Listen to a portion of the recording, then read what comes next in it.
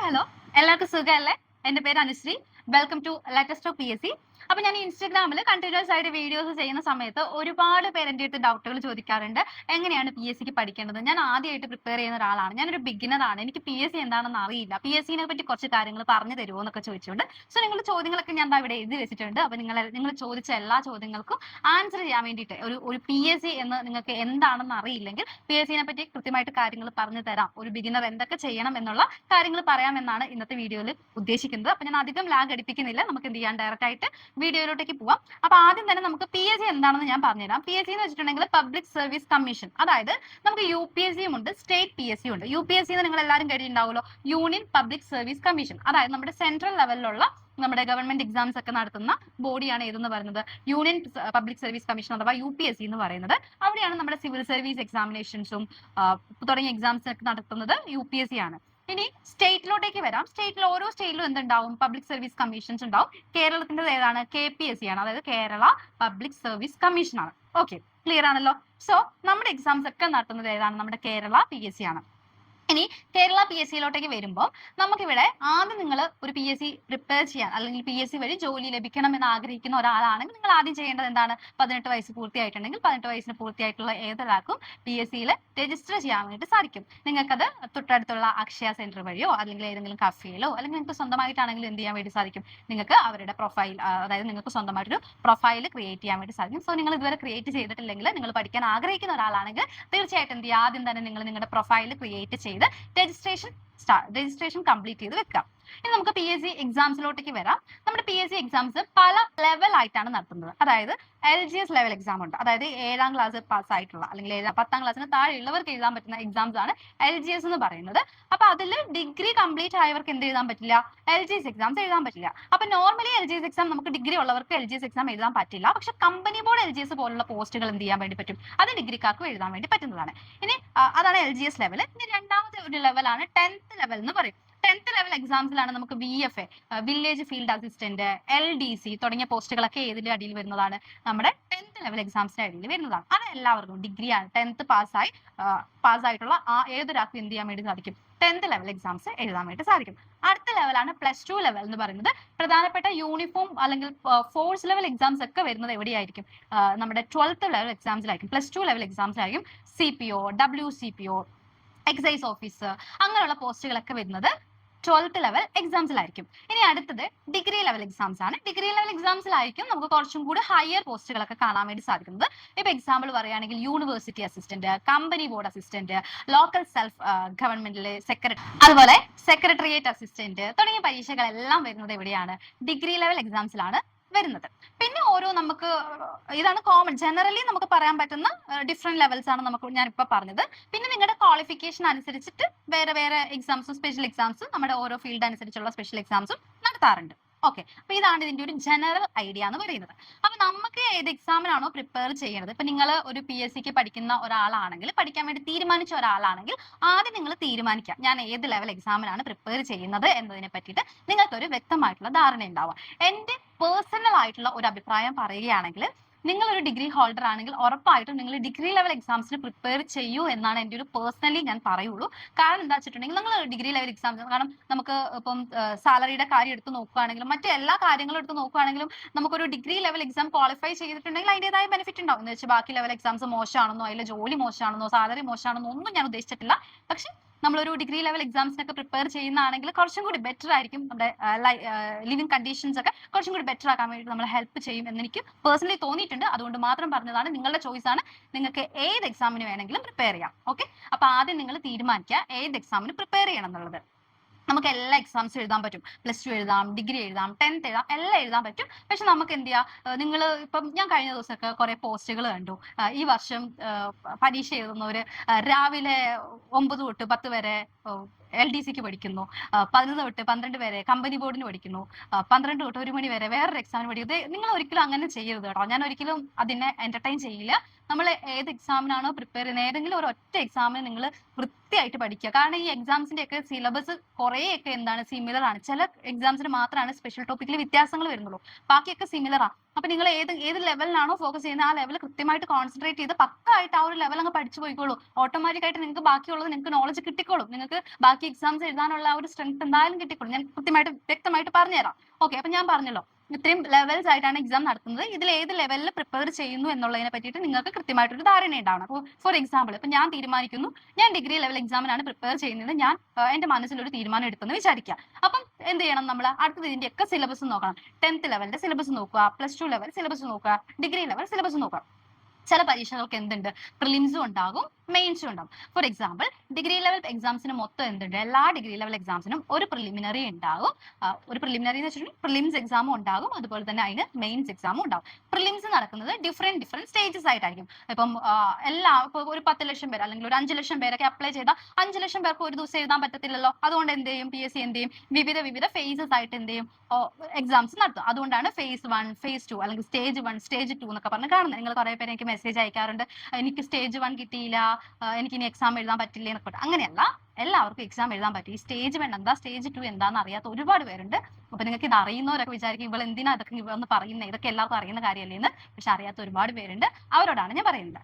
Stage 1, stage 2, stage 3 എന്താണെന്ന് ഉദ്ദേശിക്കുന്നത് വെച്ചാൽ ഇത്രയും പേര് നമുക്ക് ഒരൊറ്റ എക്സാമിൽ ഇത്രയും പേരെ അക്കോമഡേറ്റ് ചെയ്യാൻ വേണ്ടി പറ്റില്ല. അതുകൊണ്ട് എന്ത് ചെയ്യുന്നു, വിവിധ സ്റ്റേജസ് ആയിട്ട് പ്രിലിംസ് നടത്തുന്നു, അത്രേ ഉള്ളൂ. ഓക്കെ, അങ്ങനെ വിവിധ സ്റ്റേജസ് ആയിട്ട് പ്രിലിംസ് നടത്തി കഴിഞ്ഞാൽ ഒരൊറ്റ എക്സാമിൽ എന്ത് ചെയ്യും, അതിൽ നിന്ന് സോർട്ട് ഔട്ട് ചെയ്തിട്ട് അതിൽ നിന്ന് കുറെ പേര് സോർട്ട് ഔട്ട് ചെയ്തെടുക്കുന്നു, മെയിൻസിലോട്ടേക്ക് എഴുതുന്നു. അങ്ങനെ മെയിൻസ് എന്ന് പറയുന്നത് ഒറ്റ എക്സാം ആയിട്ടായിരിക്കും എന്ത് നടത്തുക, മെയിൻസ് നടത്തുക. ചില പോസ്റ്റുകൾക്ക് ഇപ്പൊ ഡിഗ്രി ലെവൽ ആണെങ്കിൽ ചില പോസ്റ്റുകൾക്ക് ഇന്റർവ്യൂ ഉണ്ടാവും. ഇന്റർവ്യൂ കൂടി കഴിഞ്ഞിട്ടാണ് എന്ത് വരിക, ഫൈനൽ റാങ്ക് ലിസ്റ്റ് വരിക.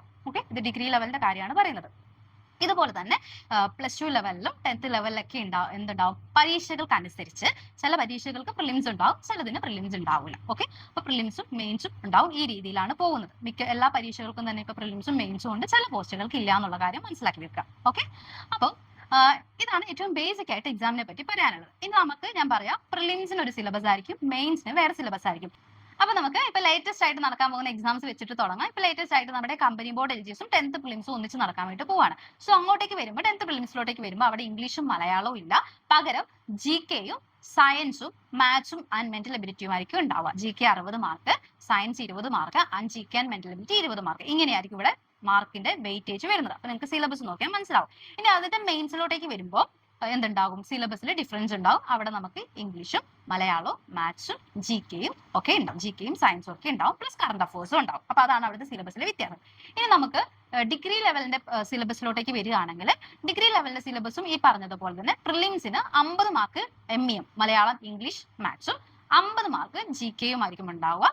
മെയിൻസിലോട്ടേക്ക് വരുമ്പോൾ ഓരോ പേപ്പർ അനുസരിച്ച്, അതായത് ഓരോ പോസ്റ്റിനനുസരിച്ചിട്ട് അതിൽ എക്സ്ട്രാ എന്തുണ്ടാവും, സ്പെഷ്യൽ ടോപ്പിക്കും ഉണ്ടാവും. ഓക്കെ, അപ്പോൾ ഇപ്പോൾ ഞാൻ പറയുകയാണെങ്കിൽ യൂണിവേഴ്സിറ്റി അസിസ്റ്റന്റ് ആണ് വരാനിരിക്കുന്നത്, അപ്പൊ അതിന് എന്തുണ്ടാവും, അതിന് സ്പെഷ്യൽ ടോപ്പിക് ഉണ്ടാവും. പക്ഷെ കോമൺ ആയിട്ട് നമ്മൾ ഈ പഠിക്കുന്ന GK ടോപ്പിക് അവിടെ സ്റ്റാറ്റിക് ആയിട്ട് അവിടെ ഉണ്ടാവും. എക്സ്ട്രാ ആയിട്ട് നമുക്ക് സ്പെഷ്യൽ ടോപ്പിക്കും പഠിക്കാനുണ്ടാവും. മലയാളം ഇംഗ്ലീഷ് മാത്സ് എല്ലാത്തിനും ഉണ്ടാവും. ഓക്കെ, ഇതാണ് നമുക്ക് കോമൺ ആയിട്ട് പറയാനുള്ളത്. ഇതുപോലെ തന്നെയാണ് +2 ലെവലിന്റെ കേസിലും ഇതുപോലെ തന്നെയാണ് പറയാനുള്ളത്. ഇതാണ് മെയിൻ ആയിട്ടുള്ള സിലബസിലെ വ്യത്യാസം എന്ന് പറയുന്നത്. അപ്പൊ നിങ്ങൾ എന്ത് ചെയ്യണം, ആദ്യം നിങ്ങൾ ഏത് പരീക്ഷയ്ക്ക് പ്രിപ്പയർ ചെയ്യാൻ വേണ്ടി പോവുകയാണ്, എന്താണ് ഒരു കാര്യം അറിയില്ലെങ്കിൽ നിങ്ങൾ ആദ്യം തന്നെ ഈ ഒരു ക്ലാരിറ്റി ഉണ്ടാക്കി എടുക്കുക. ഏതൊക്കെ സിലബസ് ആണ്, ഏതൊക്കെ പോസ്റ്റിന് ഏതൊക്കെ സിലബസ് ആണ് വരുന്നത്, കോമൺ ആയിട്ടുള്ള ടോപ്പിക്കുകൾ ഏതൊക്കെയാണ് എന്നുള്ളതിനെ പറ്റി കൃത്യമായിട്ടൊരു ധാരണ ഉണ്ടാക്കി എടുക്കുക. അപ്പോൾ നിങ്ങൾക്ക് മനസ്സിലാവും ഇത് എങ്ങനെയാണ് എന്നുള്ളത് മനസ്സിലാവും. അപ്പൊ നമ്മൾ ഏതൊരു എക്സാമിന് പഠിക്കുമ്പോഴും ആദ്യം നമ്മൾ ചെയ്യേണ്ട കാര്യം എന്താണ്, സിലബസ് എടുക്കുക എന്നുള്ളതാണ്. സിലബസ് എടുത്ത് പ്രിന്റ് ഔട്ട്, ഏത് എക്സാമിനാണെന്ന് തീരുമാനിച്ചിട്ടുണ്ടെങ്കിൽ സിലബസ് എടുത്ത് പ്രിന്റ് ഔട്ട് ചെയ്ത് വെക്കുക. ഫോർ എക്സാമ്പിൾ നിങ്ങൾ ഡിഗ്രി ലെവൽ എക്സാമിനാണ് പ്രിപ്പയർ ചെയ്യുന്നതെങ്കിൽ ഡിഗ്രി ലെവലിന്റെ സിലബസ് എടുത്ത്, പ്രിലിംസിന്റെ സിലബസ് എടുത്ത് പ്രിന്റ് ഔട്ട് ചെയ്ത് വെക്കുക. 10th ആണെങ്കിൽ 10th എടുത്ത് വെക്കുക. ഓക്കെ, എന്നിട്ട് ഇനി പഠിക്കാൻ വേണ്ടി തുടങ്ങണം. പഠിക്കാൻ വേണ്ടി തുടങ്ങുമ്പോൾ നമ്മുടെ മുന്നിൽ ഒരുപാട് റിസോഴ്സസ് ഉണ്ട്. നമ്മുടെ മുന്നിൽ റാങ്ക് ഫയൽസ് ഉണ്ട്, SCRT ഉണ്ട്, PYQ ഉണ്ട്, അങ്ങനെ നമ്മൾക്ക് ഇഷ്ടം പോലെ വീഡിയോസ് യൂട്യൂബിലുണ്ട്. ഒരുപാട് സോഴ്സസിലാണ് നമ്മൾ ജീവിക്കുന്നത്. അപ്പൊ ഈ ഓരോ സോഴ്സസിൽ നിന്നും നമുക്ക് വേണ്ട കാര്യങ്ങൾ സോർട്ട് ഔട്ട് ചെയ്ത് എടുക്കുക എന്നുള്ളത് ഭയങ്കര ഡിഫിക്കൽട്ട് ആയിട്ടുള്ള ഒരു പ്രോസസ്സാണ്. നിങ്ങൾക്ക് ഒരു ഐഡിയയും ഇല്ല, നിങ്ങൾക്ക് GK എന്താണെന്ന് അറിയില്ല, നിങ്ങൾക്ക് ബേസിക് ആയിട്ടുള്ള കാര്യങ്ങൾ ഒന്നും അറിയാത്ത ഒരാളാണ് നിങ്ങളെന്ന് വിചാരിക്കുക. അങ്ങനെ ഒരാളാണ് നിങ്ങളെങ്കിൽ ഞാൻ നിങ്ങളോട് റെക്കമെൻഡ് ചെയ്യുന്ന ഒരു കാര്യം എന്താണെന്ന് വെച്ചിട്ടുണ്ടെങ്കിൽ, നിങ്ങൾക്ക് ഞാൻ ഒരിക്കലും പറയില്ല നിങ്ങൾ വലിയ ഫീസ് കൊടുത്ത് നിങ്ങൾ ഒരു കോച്ചിങ് എടുക്കുക, അങ്ങനെയൊന്നും ഞാൻ ഒരിക്കലും നിങ്ങളോട് പറയില്ല. പക്ഷേ നിങ്ങൾക്ക് പറ്റുമെങ്കിൽ ഈ ബേസിക് പ്ലാനുകൾ ഉണ്ടാവും, പല ആപ്ലിക്കേഷനിലും ബേസിക് പ്ലാനുകൾ ഉണ്ടാവും. ആ പ്ലാനുകൾ എടുത്ത്, അതായത് ചെറിയ പൈസേന്റെ കോഴ്സസ് നിങ്ങൾക്ക് ലഭിക്കും.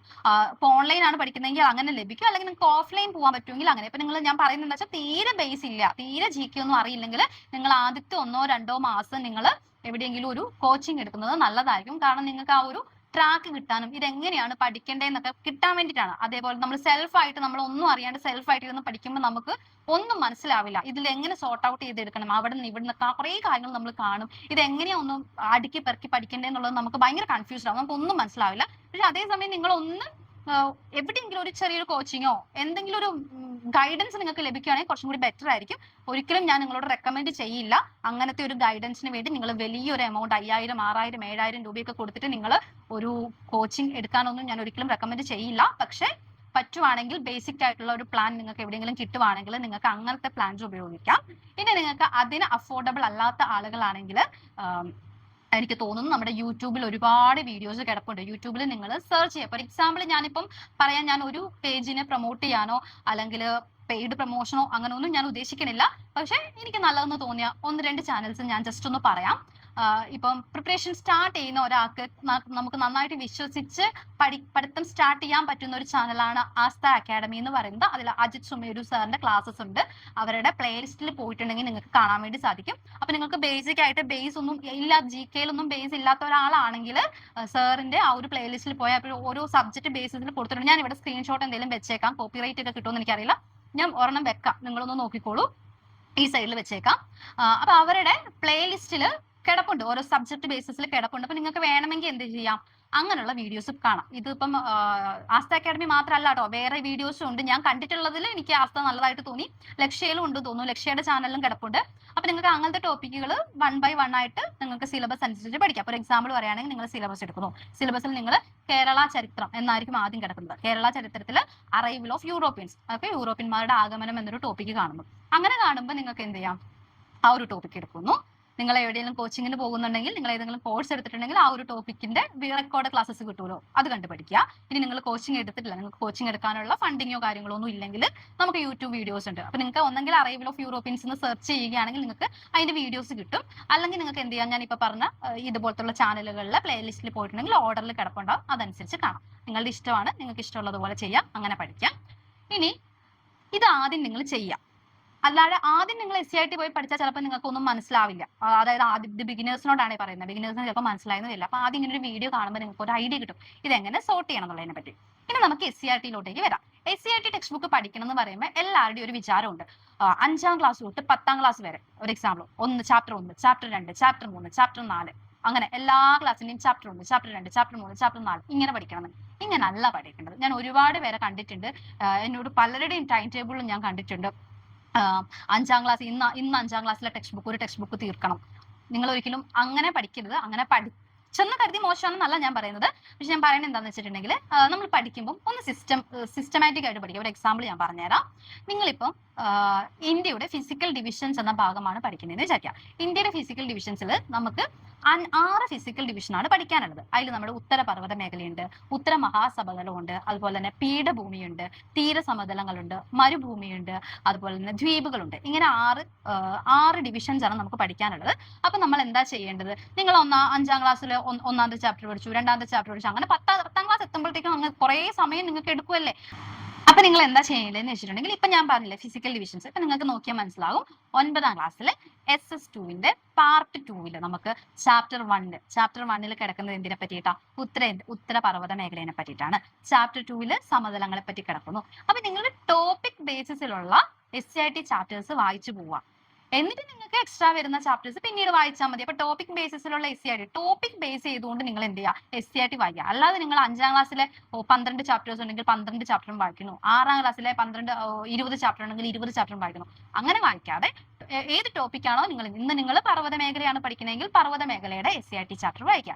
ഇന്ന് നിങ്ങൾ ജീവിതശൈലി രോഗങ്ങൾ എന്ന ടോപ്പിക്കാണ് വായിക്കുന്നതെങ്കിൽ ജീവിതശൈലി രോഗങ്ങളുമായി ബന്ധപ്പെട്ട SCERT പഠിക്കുക. അങ്ങനത്തെ SCERT ഒക്കെ സമപ്പ് ചെയ്തിട്ട് ഞാൻ ടെലിഗ്രാം ചാനൽ ഇട്ടിട്ടുണ്ട്. എന്റെ ബയോയിൽ ടെലിഗ്രാം ചാനലിന്റെ ലിങ്ക് കിടപ്പുണ്ട്. നിങ്ങൾക്ക് അവിടെ പോയിട്ടുണ്ടെങ്കിൽ എന്ത് ചെയ്യാം, ആ ചാപ്റ്റേഴ്സ് ഏതൊക്കെയെന്ന് നോക്കാം. നിങ്ങൾക്ക് അത് കിട്ടിയില്ലെങ്കിൽ ഞാൻ എന്റെ ഇൻസ്റ്റാഗ്രാം പേജിൽ പോസ്റ്റ് ആയിട്ട് ഇട്ടിട്ടുണ്ട്. അവിടെ നിന്നാണെങ്കിലും നിങ്ങൾക്ക് എന്ത് ചെയ്യാം, ഈ ചാപ്റ്റേഴ്സ് ഏതൊക്കെയെന്ന് എടുക്കാൻ വേണ്ടി പറ്റും. ഇനി അതും പറ്റുന്നില്ലെങ്കിൽ നിങ്ങൾ ജസ്റ്റ് യൂട്യൂബിൽ സെർച്ച് ചെയ്തിട്ടുണ്ടെങ്കിൽ ഏതെങ്കിലുമൊക്കെ ചാനൽസ് ചിലപ്പോൾ ചെയ്തിട്ടുണ്ടാവും. അങ്ങനെ നിങ്ങൾക്ക് സമപ്പ് ചെയ്തെടുക്കാവുന്നതുമാണ്. ഓക്കെ, അപ്പൊ അത് ക്ലിയർ ആയിട്ടുണ്ടാവും കരുതുന്നു. അപ്പൊ ആ രീതിയിലാണ് SCERT പഠിക്കേണ്ടത്. അപ്പൊ നിങ്ങൾ ഒരു ക്ലാസ് കാണുന്നു, ക്ലാസ് കണ്ടതിന് ശേഷം നിങ്ങൾ ഈ SCERT വായിക്കുമ്പോൾ നിങ്ങൾക്ക് അത് പക്ക ആയിട്ട് നന്നായിട്ട് മനസ്സിലായിട്ടുണ്ടാവും. ഇനി റാങ്ക് ഫയൽ എന്ന് പറയുമ്പോൾ വലിയൊരു ബുക്കാണ്. ഒരുപാട് കാര്യങ്ങൾ അതിൽ എഴുതിയിട്ടുണ്ട്. A to Z. ഈ ഒരു 2000-3000 പേജ് ഒന്നും വായിച്ചു തീർക്കാൻ നമുക്ക് ഒരിക്കലും സാധിക്കില്ല. അങ്ങനെയൊക്കെ നമ്മൾ വായിച്ച് പോയിക്കൊണ്ടിരുന്ന ഒരു കാലം ഉണ്ടായിരുന്നു, ഒരു 6-7 വർഷം മുന്നേ. അങ്ങനെ വായിച്ച് പഠിക്കുന്ന ഒരു സമയം ഉണ്ടായിരുന്നു. അന്ന് ഇന്നത്തെ പോലെ നമുക്ക് റിസോഴ്സസ് ഇല്ല. അപ്പൊ അന്ന് റാങ്ക് ഫയൽ പഠിക്കുന്നത് ഓക്കെ ആയിരുന്നു. പക്ഷെ ഇന്ന് നിങ്ങൾ റാങ്ക് ഫയലിനെ മാത്രം ഡിപ്പെൻഡ് ചെയ്യുന്നത് ഓക്കെ ആയിട്ടുള്ള കാര്യമല്ല. SCERT-യിൽ നിന്നാണ് കൂടുതൽ ചോദ്യങ്ങൾ വരുന്നത്. അതിനുശേഷം നിങ്ങൾ എക്സ്ട്രാ റീഡിംഗ് എന്നുള്ള കാര്യത്തിൽ നിങ്ങൾ എന്ത് ചെയ്യുക, SCERT ടെക്സ്റ്റ് ബുക്ക് വായിക്കുക. ഇതിന് ശേഷം നിങ്ങൾക്ക് എന്ത് ചെയ്യാം, PYQs ചെയ്ത് നോക്കാവുന്നതാണ്. ഇപ്പൊ നമ്മൾ നേരത്തെ പറഞ്ഞു, ഉത്തരപർവ്വത മേഖല നമ്മൾ പഠിച്ചു. അതുമായി ബന്ധപ്പെട്ടിട്ടുള്ള കാര്യങ്ങളെല്ലാം ചെയ്തു. അതിനുശേഷം അതിന്റെ SCERT വായിച്ചു, റാങ്ക് ഫയലിൽ എക്സ്ട്രാ റീഡിംഗ് ചെയ്തു. ഇനി നിങ്ങൾക്ക് എന്ത് ചെയ്യാം, ഇനി നിങ്ങൾക്ക് അതുമായി ബന്ധപ്പെട്ട PYQs ചെയ്യാൻ വേണ്ടി സാധിക്കും. PYQs ചെയ്യണമെങ്കിൽ നിങ്ങൾക്ക് പ്രീവിയസ് ഇയർ ക്വസ്റ്റ്യൻസ് ഒക്കെ PSCയുടെ സൈറ്റിൽ പോയാൽ ഡൗൺലോഡ് ചെയ്യാം. ഇനി പ്രയാണം എന്നൊക്കെ പറഞ്ഞിട്ട് ടെലിഗ്രാമിൽ ചാനൽ ഉണ്ട്. അവിടെ നിന്നാണെങ്കിലും നിങ്ങൾക്ക് ഫ്രീ ആയിട്ട് എന്ത് കിട്ടും, PYQs ലഭിക്കുന്നതാണ്. അല്ലെങ്കിൽ ഏതെങ്കിലും PYQ മാത്രം സോർട്ട് ഔട്ട് ചെയ്തിട്ടുള്ള ഏതെങ്കിലുമൊക്കെ ബുക്സ് ആണെങ്കിലും നിങ്ങൾക്ക് വാങ്ങിക്കാവുന്നതാണ്. അതൊക്കെ മാർക്കറ്റിൽ അവൈലബിൾ ആണ്. അതൊക്കെ നിങ്ങളുടെ ഫണ്ടിങ്ങോ നിങ്ങളുടെ ക്യാഷിന്റെ ഇതൊക്കെ നോക്കിയിട്ട് നിങ്ങൾക്ക് അത് ചെയ്യാവുന്നതാണ്. ഇപ്പൊ നമ്മുടെ പ്രയാണം പോലുള്ള ചാനലുകളിലൊക്കെ അതിന്റെ PDF 50 രൂപയ്ക്കും 60 രൂപയ്ക്കൊക്കെ അവർ സെല്ല് ചെയ്യുന്നുണ്ട്. നിങ്ങൾക്ക് അത് ആണെങ്കിലും വാങ്ങിക്കാവുന്നതാണ് കേട്ടോ. ഇനിയിപ്പോൾ ടോപ്പിക് വൈസ് PYQ ആണ് വേണ്ടതെങ്കിൽ ടോപ്പിക് വൈസ് PYQ വിൽക്കുന്ന വൊക്കാസ്പീഡിയയുടെ ഒക്കെ ബുക്സുകളുണ്ട്. അങ്ങനത്തെ അതാണെങ്കിലും നിങ്ങൾക്ക് വാങ്ങിക്കാവുന്നതാണ്. ഓക്കെ, അപ്പൊ അങ്ങനെ പഠിക്കുക. അപ്പം ഞാൻ SCERT എങ്ങനെയാണ് പഠിക്കേണ്ടത്, റാങ്ക് ഫയൽ എങ്ങനെയാണ് നോക്കേണ്ടതെന്ന് നിങ്ങൾക്ക് മനസ്സിലായിട്ടുണ്ടാവും എന്ന് വിചാരിക്കുന്നു. പിന്നെ ഏജ് ലിമിറ്റിലോട്ടേക്ക് വരുമ്പോൾ ഇതിന് ഏജ് ലിമിറ്റ് ഉണ്ട്. നമുക്ക് ഇപ്പം ഏജ് ബാർ ഒക്കെ കൂട്ടിയിട്ടുണ്ട്. നിങ്ങൾക്ക് അതൊക്കെ PSCയുടെ ജസ്റ്റ് ഗൂഗിളിൽ സെർച്ച് ചെയ്താൽ നിങ്ങൾക്ക് അങ്ങനത്തെ ഇൻഫോർമേഷൻസ് ഒക്കെ നിങ്ങൾക്ക് ലഭിക്കുന്നതാണ്. അപ്പം ഇതൊക്കെയാണ് നമ്മൾ ബേസിക് ആയിട്ട് എങ്ങനെ PSC പഠിക്കണം എന്നുള്ളതിനെ പറ്റിയിട്ട് എനിക്ക് പറയാൻ വേണ്ടിയിട്ടുള്ളത്. ഇപ്പൊ ഈ രീതിയിലാണ് നിങ്ങളൊന്ന് അറേഞ്ച് ചെയ്തിട്ട് നിങ്ങൾ പഠിക്കേണ്ടത്. ഓക്കെ, അപ്പൊ നിങ്ങൾക്ക് ഏകദേശം PH പഠിക്കേണ്ട ഒരു ഐഡിയ എങ്ങനെയാണെന്നുള്ളതിനെ പറ്റി ഒരു ഐഡിയ കിട്ടിയിട്ടുണ്ടാവും എന്ന് വിചാരിക്കുന്നു. അപ്പൊ ഞാൻ പറഞ്ഞതുപോലെ തന്നെ ആദ്യം നിങ്ങൾ എന്ത് ചെയ്യുക, ആദ്യം നിങ്ങൾ രജിസ്റ്റർ ചെയ്തിട്ടില്ലെങ്കിൽ രജിസ്റ്റർ ചെയ്യുക. ശേഷം നിങ്ങൾ ഏത് എക്സാമിനാണ് പ്രിപ്പയർ ചെയ്യുന്നത് എന്നുള്ളതിനെ പറ്റി കൃത്യമായിട്ടൊരു ധാരണ ഉണ്ടാക്കിയെടുക്കുക. അതിനുശേഷം ഞാൻ ഈ പറഞ്ഞതുപോലെ തന്നെ ഒന്നും അറിയില്ലെങ്കിൽ, GK തീരെ ബേസ് ഇല്ലെങ്കിൽ നിങ്ങൾക്ക് പറ്റുവാണെങ്കിൽ നിങ്ങൾ ഏതെങ്കിലും ഒരു കോഴ്സ് പർച്ചേസ് ചെയ്യുക. എന്ന് വെച്ചാൽ ഞാൻ വലിയ പൈസയുടെ അല്ല, ചെറിയ പൈസയുടെ എന്തെങ്കിലും കോഴ്സ് കിട്ടുവാണെങ്കിൽ അത് പർച്ചേസ് ചെയ്തിട്ട് ക്ലാസ്സുകൾ കണ്ടുപഠിക്കുന്നത്, അതായത് നിങ്ങൾക്ക് ഒരു സ്ട്രക്ചർ കിട്ടാൻ വേണ്ടി മാത്രമാണ് കോഴ്സ് പർച്ചേസ് ചെയ്യാൻ വേണ്ടി ഞാൻ പറഞ്ഞത്. നിങ്ങൾ ഓൾറെഡി കുറച്ച് GK ഒക്കെ അറിയുന്ന ഒരാളാണെങ്കിൽ നിങ്ങൾക്ക് എന്ത് ചെയ്യാം, SCERT-യിൽ സ്റ്റാർട്ട് ചെയ്യാൻ വേണ്ടി സാധിക്കും. സോ ഇല്ലെങ്കിൽ ഞാൻ പറഞ്ഞതുപോലെ ഫ്രീ യൂട്യൂബ് വീഡിയോസ് ഉണ്ട്, അത് കണ്ടിട്ട് നിങ്ങൾ SCERT കാണാൻ SCERT വായിക്കുക. എക്സ്ട്രാ റീഡിംഗ് എന്നുള്ളതിന് വഴി നിങ്ങൾക്ക് എന്ത് ചെയ്യാം, റാങ്ക് ഫയൽ നോക്കാം. നിങ്ങൾക്ക് ഇനി ടൈം ടേബിൾ കാര്യങ്ങളൊന്നും സെറ്റ് ചെയ്യാൻ അറിയില്ലെങ്കിൽ നിങ്ങൾക്ക് എന്നെ കോൺടാക്ട് ചെയ്യാവുന്നതാണ്. ഞാൻ നിങ്ങളെ ഹെൽപ്പ് ചെയ്യുന്നതായിരിക്കും. ഞാൻ ഓൾറെഡി എല്ലാ എക്സാംസിന്റെയും ടൈം ടേബിളും കാര്യങ്ങളെല്ലാം ടെലിഗ്രാമിൽ പ്രൊവൈഡ് ചെയ്യുന്നുണ്ട്, ഇൻസ്റ്റാഗ്രാമിലും പ്രൊവൈഡ് ചെയ്യുന്നുണ്ട്. സോ നിങ്ങൾക്ക് ടെലിഗ്രാമിൽ വന്നിട്ടുണ്ടെങ്കിൽ നിങ്ങൾക്ക് എന്ത് ചെയ്യാം, അങ്ങനെ ഒരു ടൈം ടേബിൾ രീതിയിൽ പഠിക്കാവുന്നതാണ്. സോ നിങ്ങൾക്ക് കൂടുതലായിട്ട് എന്തൊക്കെ ഡൗട്ട്സുകൾ ഉണ്ടെന്ന് ഈ ഒരു വീഡിയോന്റെ അടിയിൽ കമന്റ് ചെയ്യുകയാണെങ്കിൽ ഞാൻ ബാക്കി കാര്യങ്ങളും എന്ത് ചെയ്യാം, ക്ലിയർ ആയിട്ട് പറഞ്ഞു തരുന്നതായിരിക്കും. അപ്പൊ നിങ്ങളുടെ ഡൗട്ടുകളും കാര്യങ്ങളൊക്കെ നിങ്ങൾ ഒന്ന് കമന്റ് ചെയ്യുക. അപ്പൊ നമുക്ക് എന്ത് ചെയ്യാം, അത് കൂടുതലായിട്ട് ഡിസ്കസ് ചെയ്യാം. ഇപ്പൊ പറഞ്ഞ കാര്യങ്ങൾ ഓക്കെ ആയിരിക്കും എന്ന് വിചാരിക്കുന്നു. അപ്പൊ ഈ രീതിയിൽ നിങ്ങൾ പഠിച്ചു തുടങ്ങാൻ വേണ്ടിയിട്ട് ശ്രമിക്കുക. നിങ്ങൾക്ക് ഏതെങ്കിലുമൊക്കെ എക്സാമിനെ പറ്റി കൂടുതൽ ഡീറ്റെയിൽസ് അറിയണമെങ്കിൽ അതും കമന്റ് ചെയ്യാൻ വേണ്ടി മറക്കരുത്. അപ്പൊ നമുക്ക് അടുത്ത ക്ലാസ്സിൽ, അടുത്തൊരു വീഡിയോയിൽ വീണ്ടും കാണാം. Thank you.